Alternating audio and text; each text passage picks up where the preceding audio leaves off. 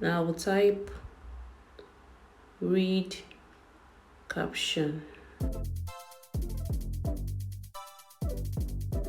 So next thing, I will just highlight this caption, then adjust the way I want it. Anywhere I want it to appear, that is where I will adjust it to. So I'll add another one. I'll type Ankara.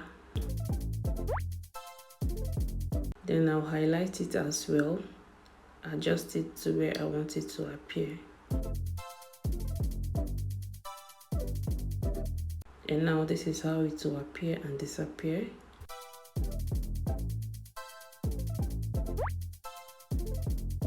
Then you can also like shift it the way you want it. Anywhere you want it to appear, you shift it to.